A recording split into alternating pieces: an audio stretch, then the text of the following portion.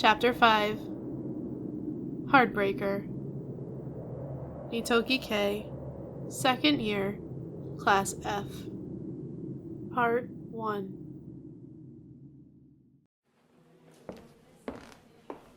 Kei, there's a first-year boy asking for you, my classmate Mishima said. I looked up from my book and asked, Who? Dunno, but he's cute. The disciplinary committee president eating all the young boys. I gave her a pained smile, stood up, and went into the hall. When he saw me, he bowed his head politely. Nitoki-senpai? I'm Tanaka-shiro, 1D. Tanaka-kun? You wanted to see me? You were on the gate this morning, weren't you? One of the duties of the disciplinary committee members, which we all took turns doing, was to stand at the gate and monitor the students coming in and out. Yeah, what about it? Did you see 3F's Kamishiro-san arrive? Naoko-san? I know her, but no, she didn't come today. But she's nearly always late. She's not in class either, he said gravely. Really? Must be skipping. No, he said, quite sure of himself. Recently, she had some sort of reason why she had to come to school every day. Is this kid in love with her? Seemed like it. Maybe he was going to ask her out today. Huh, I don't know. If she's not here, ask her tomorrow. That might be too late, he exclaimed anxiously. You really don't know anything? You call her house? There's never anyone there. Eh? Her parents are in the middle of an ugly divorce. Her mother's gone to her parents' house, and her father never comes home. Really? Everyone in the apartment building's talking about it. Everybody I asked told me all about it. Huh, I said. Suddenly, a voice cut in from the side. You should ask Kirimanagi. Both of us swung around in surprise. My Kouhei on the disciplinary committee, Saotome-kun, was standing there. Masami? What are you... Tanaka-kun said, wide-eyed. Later, I found out these two were in the same class. I was just passing by. Happened to overhear. Thought you might like to know. Know what? I don't know any details. But Kamishiro Naoko-senpai and Kirimanagi have been friends since junior high. She's just off of suspension, so she might know something about Kamishiro-senpai. I blinked. It was the first I'd heard of Naoko-san being friends with the legendary Kirimanagi from the class next door. And here I thought I knew about most people in the school. How do you know that? I asked Saotome. Oh, I asked Kirimanagi out once. Picked up a few things back then. You asked her out? It took guts to even talk to the fire witch. I'll give him that. She said no, he admitted. What class is this Kirima person in? Tanaka-kun asked forcibly. Somehow, he'd never heard of her. Second year, Class D, right next door. Okay. What? Whoa! Hold on there. No telling what'll happen if you just burst in on her, I said, as if she were some sort of lion. But it was true. She'd punched out one boy's front teeth before.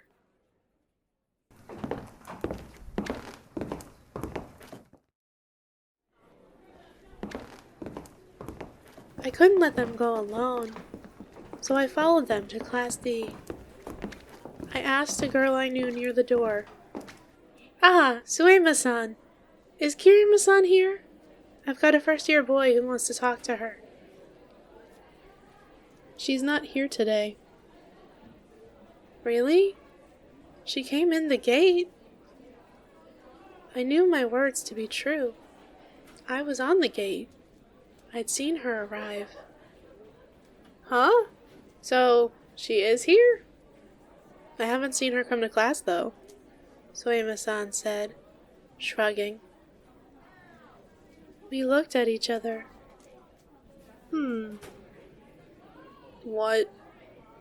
What's going on?" Saotome-kun asked. "Sounds like she is involved," Tanaka-kun said in a shrill voice. I was seriously worried myself now. Naoko-san and Kirimanagi? What were they up to? As we stood there in front of the door, someone asked, "Could I get in here?" We turned around to find Yurihara Minako, the best student in the school, standing right before us. "Oh, sorry," Saotome-kun said, moving aside. She nodded and strode regally into the room like some sort of queen.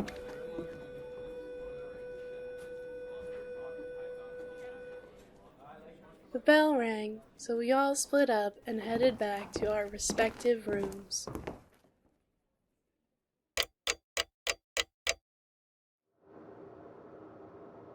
"Naoko's vanished. I can't find her anywhere," Kirimanagi said, in a place steeped in shadows. The man with her said nothing. His expression never wavered. Nagi grew irritated at his lack of reaction and shook her head violently. "I called her cell, but she didn't answer. You don't know anything?" She pressed on. The man was unable to talk, so he simply shook his head slowly. "She may have been caught in its net. That thing Naoko said was your sibling."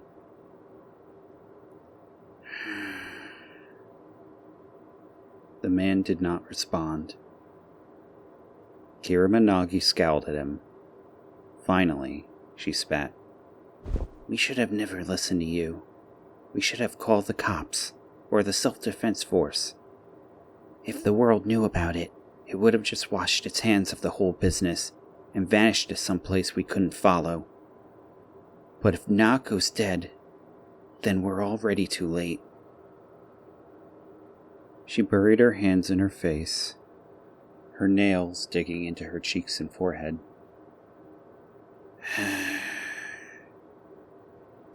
The man didn't move. "Say something.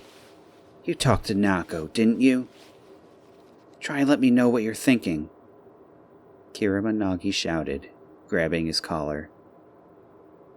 It was a Brooks Brothers cotton shirt that Kamakshio Naoko had bought for him.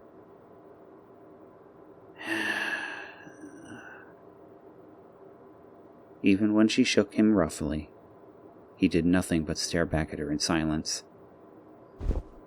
"God damn it! I will find you, Manticore!" she howled, uncharacteristically angry. "And you're gonna help me, Echoes!" He nodded. But, yes, there was something remote about that motion, as if he were monitoring Nagi's reactions.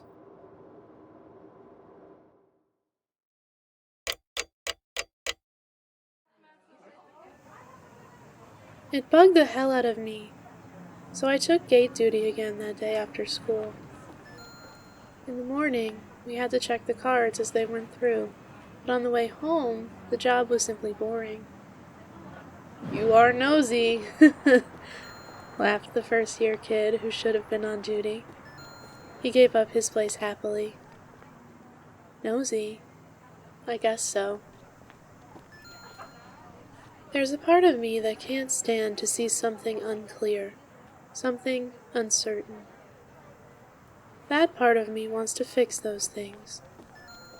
Once, when I was at a friend's house, they left me alone in their room with a half-done jigsaw puzzle, and when they came back, I had already finished it. They were pretty angry, too. The reason that I was on the unpopular disciplinary committee, and the president of it no less, was simply because of this clarity impulse of mine. "Anyone? Who wants to do it?" they'd all ask. But nobody ever raised their hand. They just sat there in silence, and before I knew it, my hand was up. It's like a disease, I know. With Naoko-san missing, if I hadn't been asked, I'd never have gotten involved. But now that I had been, I wouldn't be able to sleep until I'd cleared things up. My friends tell me, "You're like a big sister. There's just something reliable about you." Which I took as a compliment, though they may have been making fun of me. But the truth is, it's just my neurosis. Talking to the fire witch is scary, but if I don't, I can't settle down. But even when most of the students had gone home and the sky was starting to darken, Kirimanagi had yet to appear.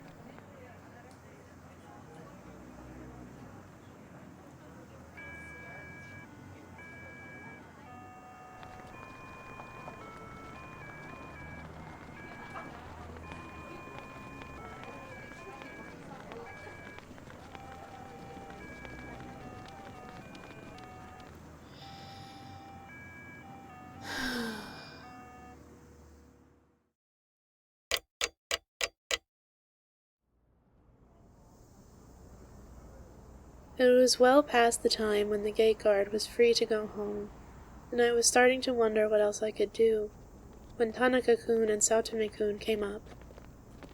"Ah, senpai, did Kirimanagi go home?" Saotome-kun asked. "No, not yet." "Oh," said Tanaka-kun, hanging his head. "Why don't we look for her together? I'm sure she's still in the school somewhere," I suggested. "That's what we're going to do." Tanaka-kun nodded. "We were talking about it in the classroom. I'm a little worried about Kirimanagi," Saotome-kun said. She may have rejected him, but it seemed that he still liked her. "But where do you think she is?" "Somewhere where nobody would notice her. On the roof, maybe under the gym. Oh, or the pool changing rooms," Saotome-kun suggested. "Why would she be in a place like that?" Tanaka-kun said in an irritated voice. "I don't know. But everyone knows her, so she must be someplace like that, or somebody would have noticed." "Let's check them out," I said, and we headed back into the eerily quiet school.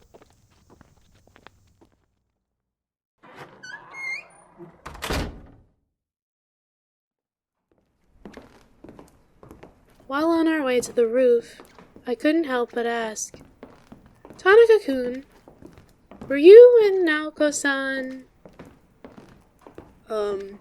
he said, worried. "Kamishiro-senpai asked him out," Saotome-kun interjected. "What?" I yelped. "Masumi, that was a secret." "Don't worry, senpai won't tell." I was still reeling as they spoke. "You're joking, right?" "I certainly thought so. I kept asking her if it was a joke, but she kept saying that she was serious." "Huh." I stared at his face closely. "Please don't tell anyone." "Okay, I won't. But still."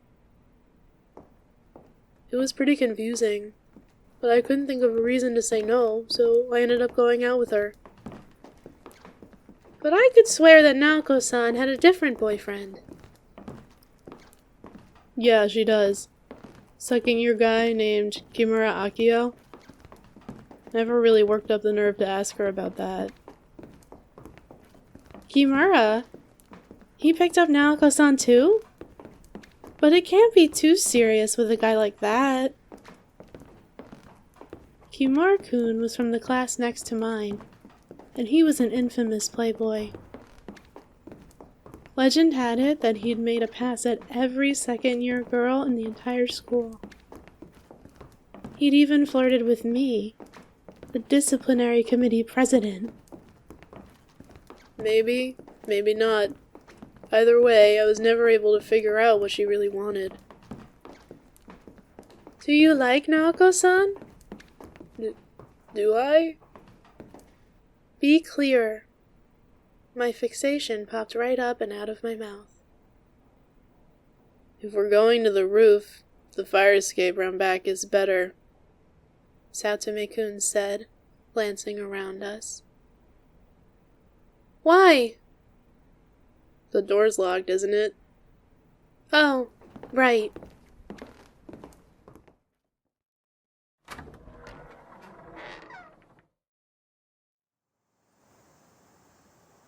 As we went round back, we saw somebody coming down the fire escape. Ah! We chased after them, but they were gone before we could get there. But they were tall, and probably male, so we didn't chase them any further. Whoever it was had headed towards the gates and was probably going home. If he was up there, then Kurimanagi probably isn't. Yeah, let's check the gym.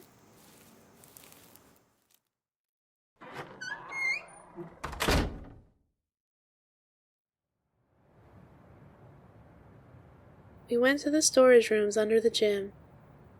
They were locked, but luckily for us, I was on gate duty, so I had a master key that would open any door in school. Ugh! Saotome-kun pushed the heavy door open and went inside. It was closed, so she's probably not in here, I said, peeking in. It was so dark, so we turned on the lights.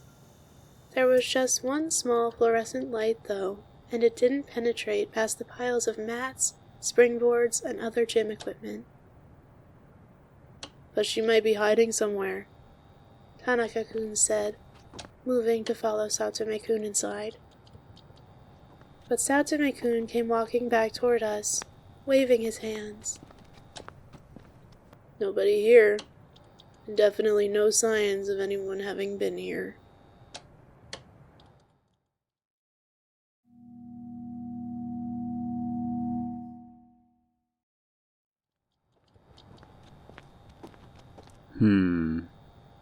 Nothing here, said Satome Masame. Behind him were the blanket and heater that Echoes had used, and several scattered food wrappers. They were hidden in shadow, and from where they stood at the entrance, Tanaka Shiro and Nitoki Kei weren't able to see them. How about cigarette butts? Kei asked. Masami made a show of looking behind him, then shook his head.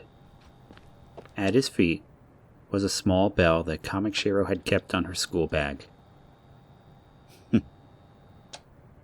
Let's try somewhere else.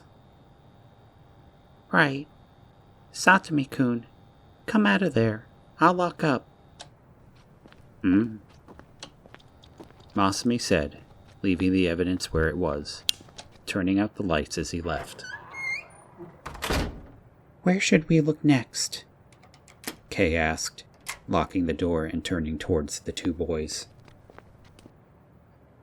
It just occurred to me, but maybe we should use the PA system to summon Kirimanagi, Masami suggested. He had confirmed the presence of Echoes, and he knew that Echoes was presumably moving with Kirimanagi. It was time to move the plan forward to stage 2.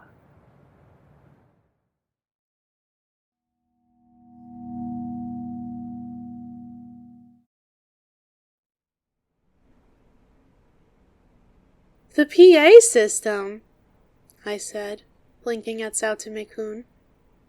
Yeah. That key can get us in the broadcast room, right? Well, yes, it can, but won't we get in trouble? Probably, Saotome-kun admitted. But there's no other students around. The only teacher here is the one on night watch. I'd be more surprised if anyone cares enough to yell at us. Well, it would be faster. Okay, I'll handle the teacher. Thank you for this, Tanaka-kun said apologetically. Not like I'm doing it for you, I said. I'm worried about Naoko-san too. Why was I being so snotty? I was irritating myself. I was only doing this because I couldn't settle down without making things clear. Only my words were impressive. But I was worried about Naoko.